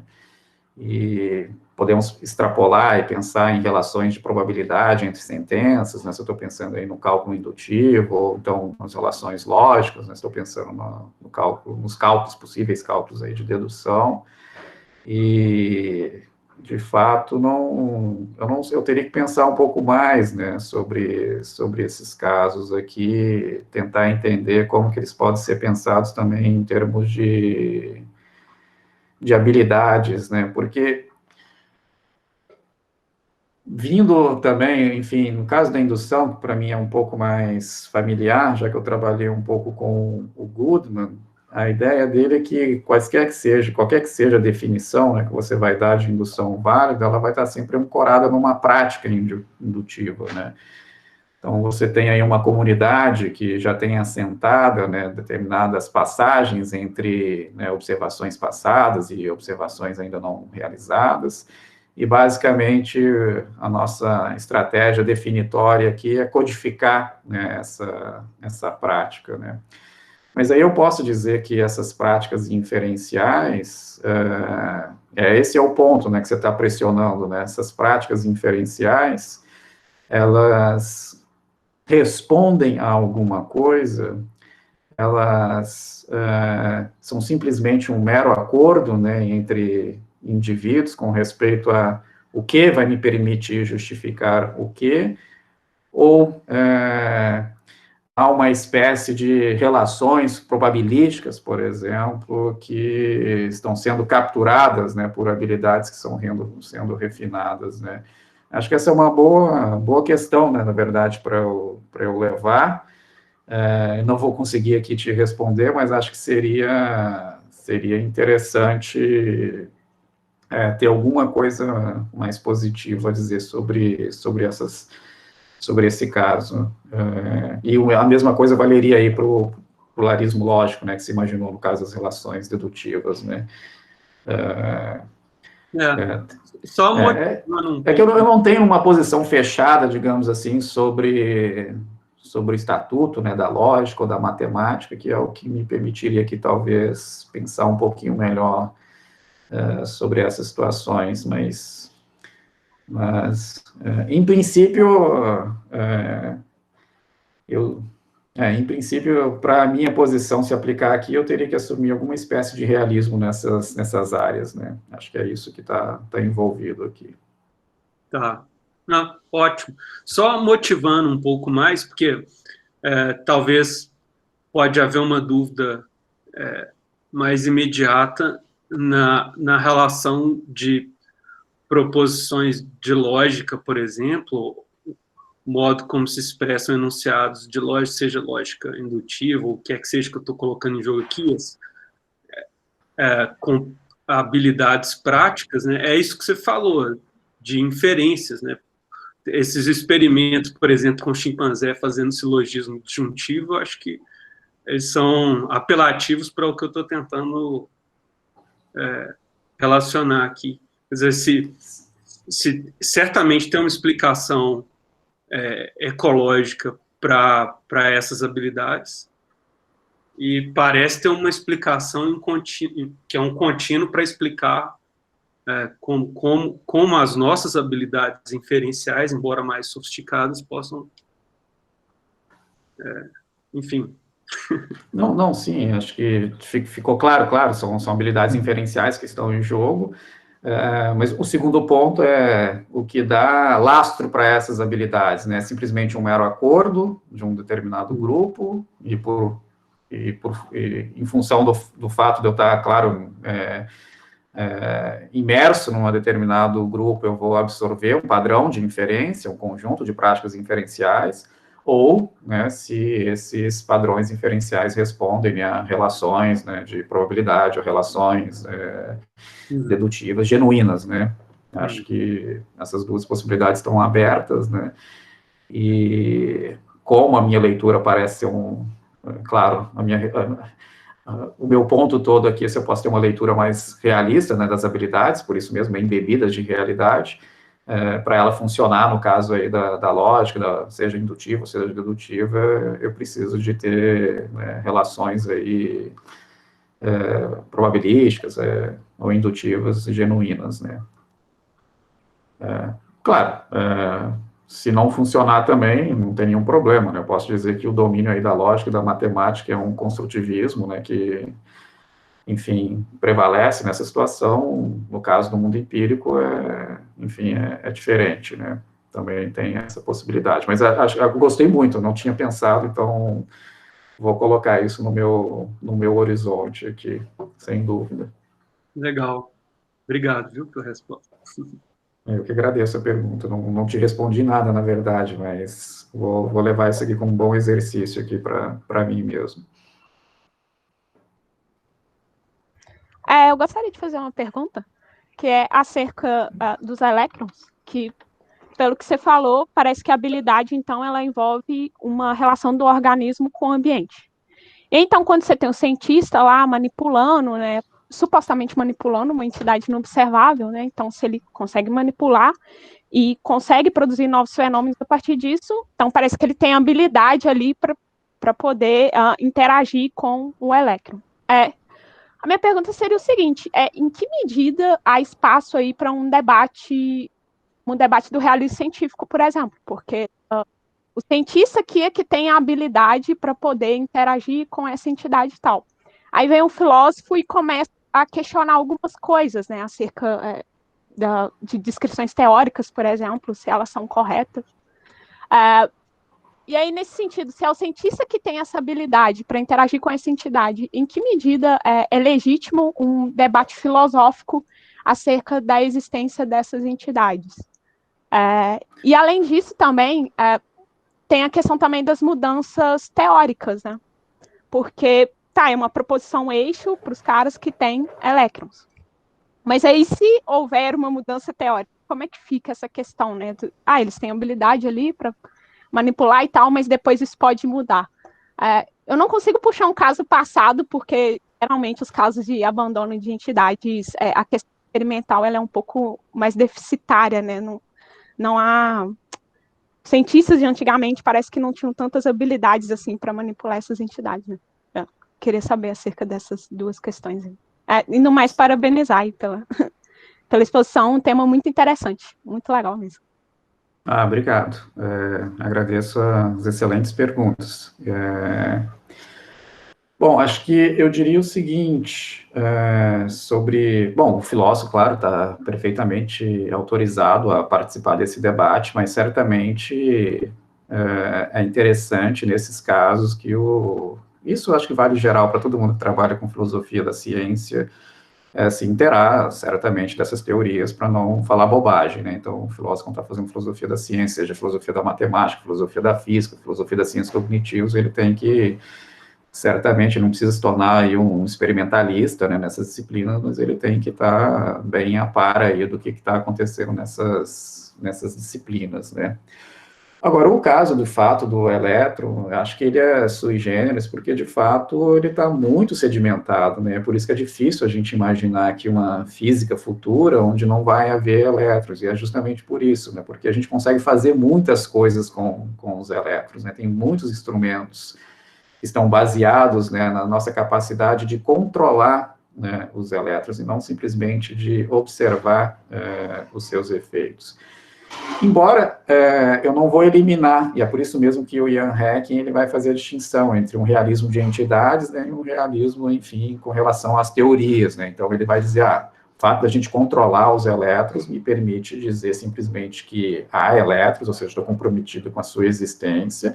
Mas pode ser que, sei lá, a ciência futura, né, a gente tenha concepções bastante diferentes, né, a teoria, né, acerca do que são os elétrons, né, já que a teoria quântica aí está mudando, tem muitas interpretações, a gente nem sabe exatamente o que vai resultar aí na junção dela com a relatividade, se é que vai juntar, não vai, se vai, enfim, o que vai acontecer.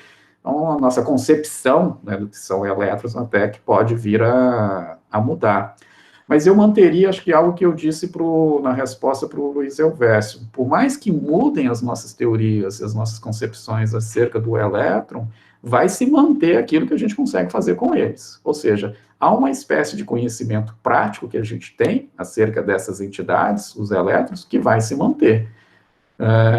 Porque senão, enfim, é ininteligível o que a gente tem agora, em termos de canhões, de elétricos e várias outras coisas que dependem de todas essas capacidades, intervenções muito bem sucedidas que a gente já tem em relação aos elétrons, né.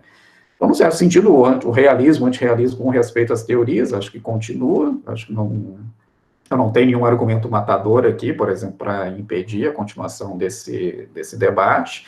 Mas acho que eu posso, pelo menos, dizer que uma espécie de conhecimento prático dessas entidades teóricas, a gente tem, nesses casos, como o do elétron, não todos, certamente não, tem um monte de partículas aí subatômicas que está na situação que o elétron estava 100, 200 anos atrás, a gente mal observa, né, indiretamente, né, essas partículas, mas o caso do elétron não, acho que ele é um caso mais tranquilo, né. Não sei se respondi a sua questão, se tem mais algum ponto, mas acho que é o que eu teria para dizer. Não, respondeu sim. Muito obrigado pela resposta. Eu que agradeço.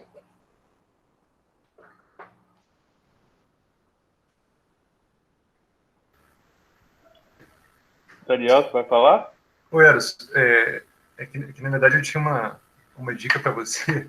Não sei se você está ainda nessa pesquisa sobre a fósseis sociais e tudo, mas porque tem um cara que chama Richardson, eu esqueci o primeiro nome dele, e que ele tem estudos que mostram o seguinte: quando as pessoas coordenam as ações em um contexto assim, de copresença, há uma sincronia dos micromovimentos corporais. Você já ouviu falar desse estudo? Você chegou a ver isso? Não? E que isso faz com que o outro se... E com base nessa sincronia, assim, cada um dos indivíduos em um episódio de coordenação cria expectativas mais confiáveis acerca do que qual vai ser o próximo passo do outro. Agora, o que é mais curioso é que a pessoa mesmo não tem nenhuma consciência de que ela está sincronizando as ações, né? Ela está em sincronia, né, com o comportamento do outro. Eu acho que isso joga bastante água assim no seu mundo. Não sei se você já viu essas pesquisas. Esse texto aí que você está mencionando, eu acho que depois me manda por e-mail, talvez eu não tenha lido, né? Não estou lembrado aqui agora, mas dele mesmo eu já vi um outro, onde é algo mais ou menos semelhante. Ele tenta fazer uma espécie de...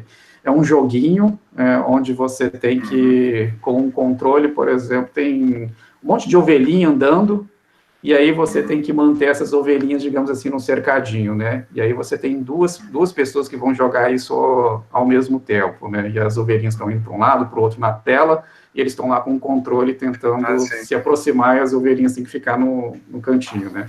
E aí, no início, um tenta de um lado, o outro vai do outro, eles não estão, enfim, coordenando, porque é simplesmente a instrução, mantém as ovelhas ali no cercadinho, no centro, né? Mas lá, as tantas, os indivíduos, automaticamente, eles começam a fazer os movimentos assim.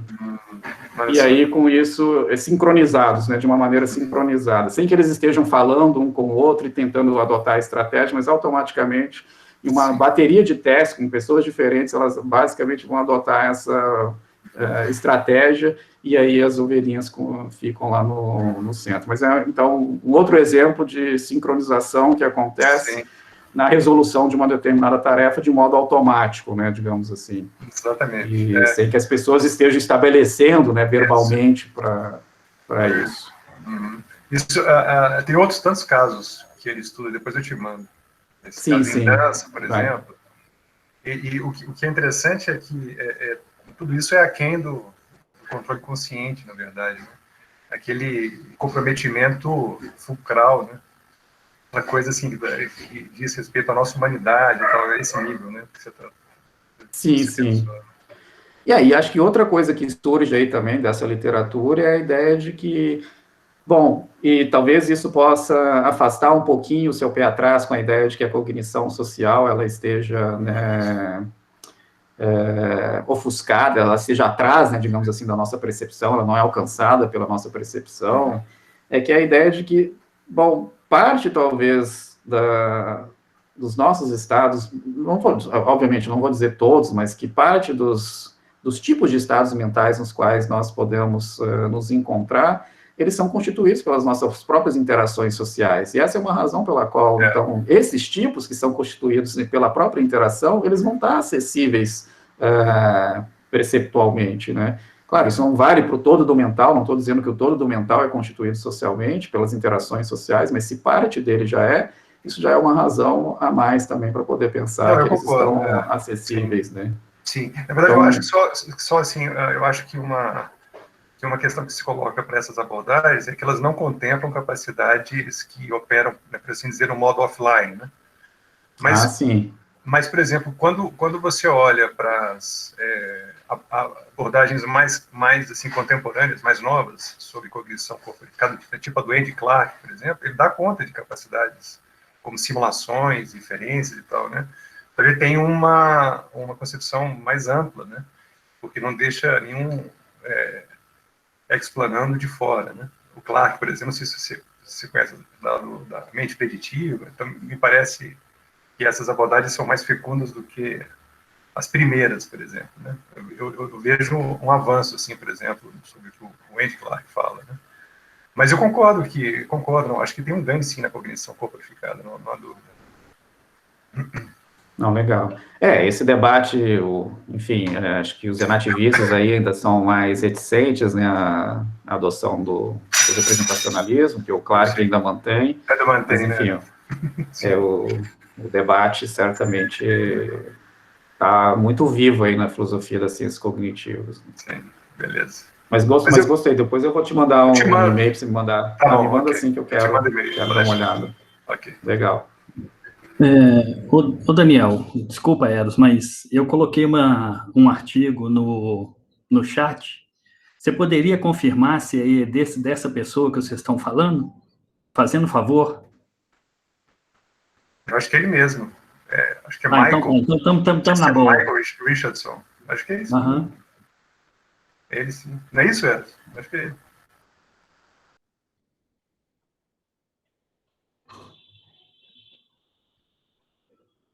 Está sem som, Eros. Tá. Não, é esse mesmo, desculpa, Pedro. É esse mesmo. Ok, não, beleza. Então tá bom, então nós estamos dentro. Obrigado.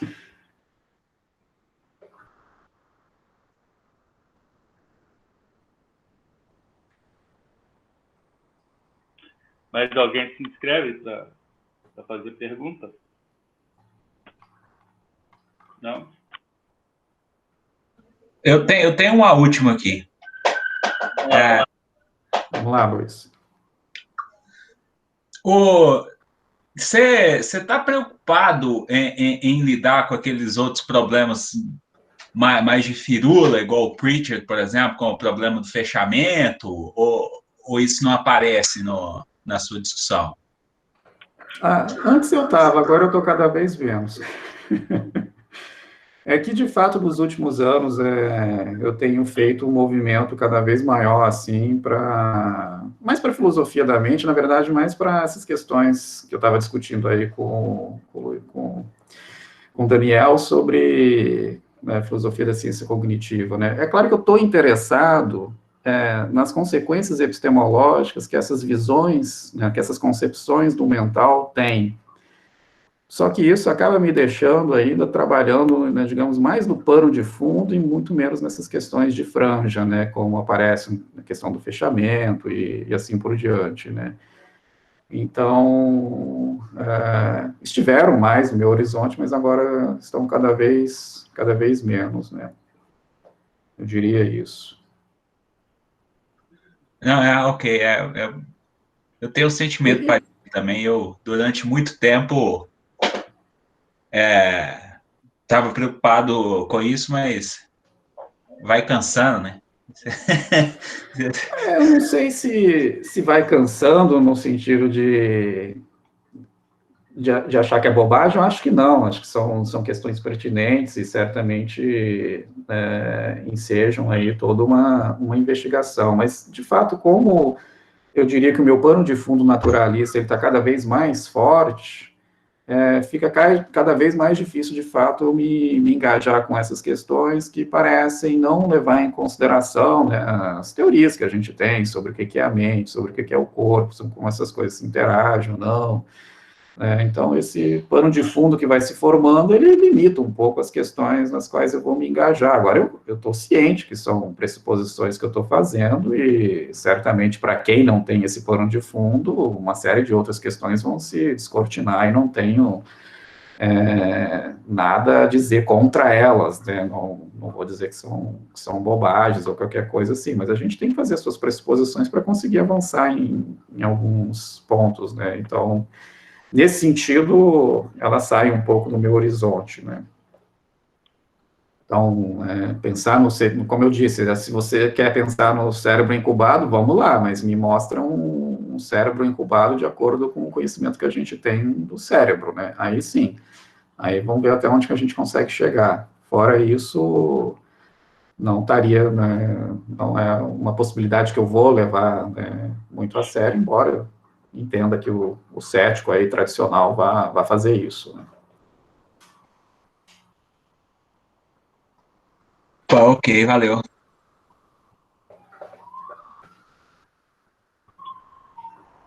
Mais alguém quer fazer uma pergunta? Eu tenho duas perguntas para fazer, uma aliada à outra. Vinícius.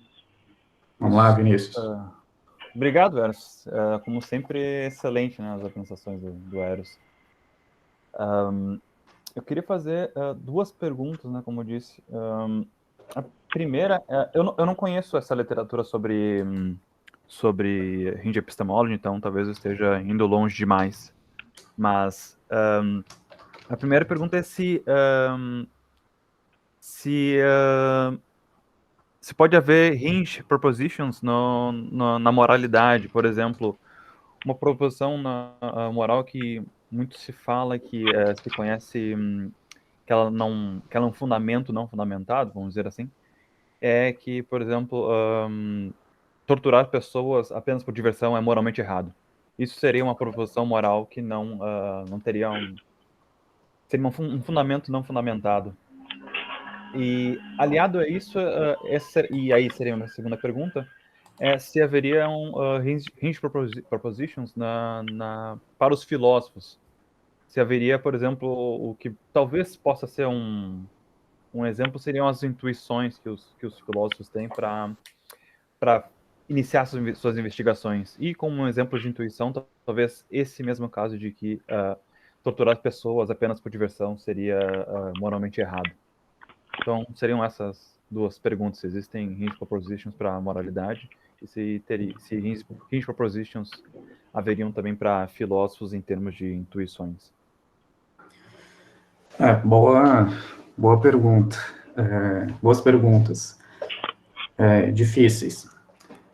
Sobre a moralidade, bom, tem muito desacordo moral, né? Então isso certamente enseja aí uma dificuldade para encontrar essas hinges, né? Mas quando a gente pensa nos casos mais gerais, algumas talvez não vejo nenhuma razão, né, pela qual a gente poderia recusar, né, coisas como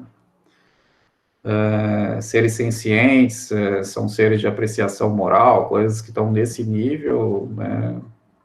Talvez você tenha aí um acordo substantivo, né, com respeito a elas, né? Mas eu acho que a mesma questão que foi colocada pelo Guilherme, né, com respeito à lógica, ela se aplica aqui também, né? Se eu quero falar de habilidades que vão estar rastreando propriedades morais, eu tenho que ser minimamente aqui realista, né, com respeito a essas propriedades morais.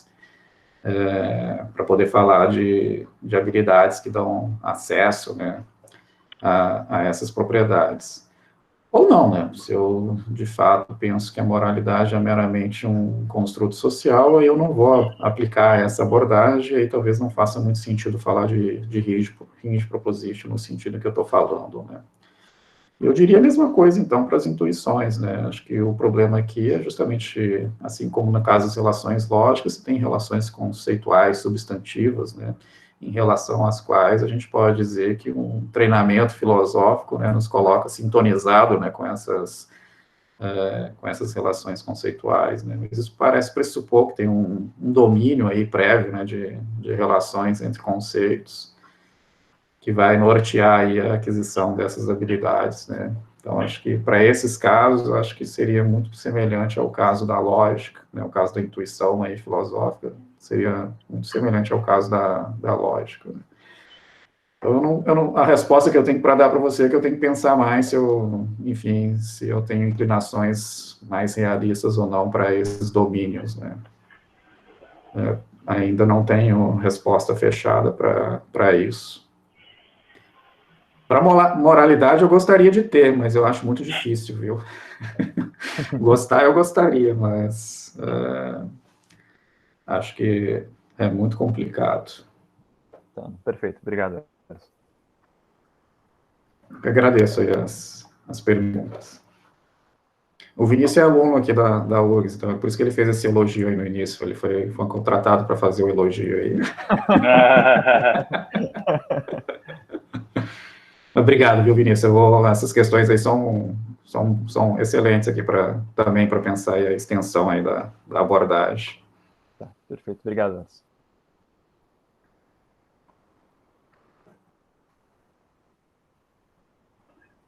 Mais alguma questão, pessoal? Bom, deixa eu só fazer uma questão para encerrar, não é? Eu achei bacana assim, um nome, Proposições Eixo, eu acho que funciona bem. Mesmo para falar do Wittgenstein, fulcral, assim, durante algum tempo o pessoal usava, mas o nome assim, é um pouco agressivo no seu eixo, eu acho que vai, né? Funcionou bem.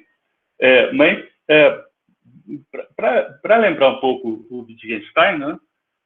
Eu me lembro de uma passagem sobre a certeza, onde o Wittgenstein fala sobre essas proposições eixo como se elas fossem sedimentadas ao longo do tempo na beira do rio, né? Tem o fluxo da vida e essas proposições, aos poucos, iam sendo sedimentadas. E eu sempre imaginei que essa analogia do Wittgenstein ela servia tanto para insinuar que as proposições eixos elas poderiam acontecer, não é? Elas poderiam, algo que não era considerado fundamental, um eixo, passar a ser um eixo, passar a ser fundamental, como também algo que era eixo, que era fundamental, deixar de ser eixo e fundamental. E parece que a sua exposição ela sempre vai no sentido de recusar esse tipo de visão do Wittgenstein. Me parece que, na sua perspectiva, seria possível encaixar esse movimento de consolidação, de sedimentação das proposições eixo, na sua explicação via essa ecologia, né, essa perspectiva ecológica, daria para fazer isso, mas eu acho difícil fazer o contrário, que é tentar mostrar como é que uma proposição que é eixo, que é fundamental, deixa de ser eixo e fundamental. Será que essa minha perspectiva, essa minha percepção da sua posição, ela é correta ou daria para ajustar, né, o seu ponto de vista com essa imagem do rio, do Wittgenstein? De fato, essa é uma outra metáfora muito presente e importante nas discussões, e você tem razão que eu acabo me afastando um pouco dessa imagem. E eu acho que uma das razões é porque essa imagem, justamente, ela parece desembocar nas leituras que tento sugerir que o Wittgenstein, nessa epistemologia dos eixos aí, é compatível com alguma espécie de relativismo, né? Então, não só entre grupos, mas até num grupo ao longo do tempo, né? Que é isso aí mesmo, né? Vai mudando, qualquer um pode, né? Qualquer proposição poderia se tornar eixo e vice-versa, né? Então, de fato, acho que a minha leitura, ela vai rejeitar, acho que em grande medida, esse grau elevado de flexibilidade. O que eu posso fazer, talvez, é acomodar um pouco alguma das ideias aí de alterações, né? Dizendo o seguinte, se você tiver alterações, já que eu estou dizendo o tempo todo aqui que essas proposições eixos, né, são maneiras, né, de agir, que são constitutivas de habilidades, as habilidades são uma sintonia com o ambiente. Se você tiver alterações substantivas no ambiente, isso vai acabar refletindo nas habilidades e, portanto, pode forçar alterações aí de proposições Hinge, né? Então, acho que dá para acomodar alterações nesse sentido, mas ainda tem essa âncora, né, de que as proposições Hinge, na minha leitura, elas são, né, embebidas, né, de realidade, para usar aí a frase aí da Moyo Shara, né? Eu não vou conseguir fazer justiça, certamente, a essa metáfora aí do rio e, né, do seu leito, eu acho. Mas é porque essa é uma parte que, de fato, não me apetece muito, justamente por conta dessa consequência relativista, né? Então, acho que seria isso que eu poderia dizer. Mas tem essa vantagem, né? Como a gente discutiu aqui, né, de poder lidar com os casos dos especialistas, né, eu não tenho essa exigência de que proposição Hinge tem que ser comum a todo mundo, né, que nós todos vamos comungar exatamente as mesmas Hinges, né, como nós estamos, digamos, espalhados em diferentes regiões aí do nosso ambiente, se especializando em diferentes regiões do nosso ambiente, vai ser razoável a gente encontrar comunidades, grupos, né, com diferentes Hinges, né? Eu acho que eu faço um pouquinho de justiça a essa imagem, mas certamente não vou fazer total, porque o meu ponto de partida é a rejeição desse relativismo que parece estar aí presente, né? Se você leva ao pé da letra, né, essa ideia. Então... Perfeito. Mais alguma coisa, pessoal? Bom, eu acredito, então, que a gente pode encerrar por hoje, né, Guilherme? E, novamente, agradeço em nome do pessoal da UFOP, de todos aqui presentes, pela excelente participação do Eros aqui no LEA. Foi bem bacana. Espero que você volte mais vezes para conversar com a gente, tá bom, Eros? Espero sim, com todo prazer, gostei muito, adorei as questões, tem muita coisa aqui para pensar, e achei ótimo participar aqui no grupo com vocês, e muito obrigado aí pela atenção, tanto ontem, hoje, estou realmente muito contente, obrigado. Valeu, gente, obrigado a todo mundo, obrigado, Eros, seja bem-vindo sempre, quando quiser voltar a participar, viu? Se quiser falar sobre esse assunto, quiser ver os outros falando, porta aberta. Ótimo, se puderem me mandar os próximos encontros, enfim, me manter lá na lista de e-mails lá, eu agradeço, que certamente tem interesse. Ótimo. Valeu mesmo. Vou encerrar a gravação aqui, então. Tá bom, então. Um abraço aí para todos, então.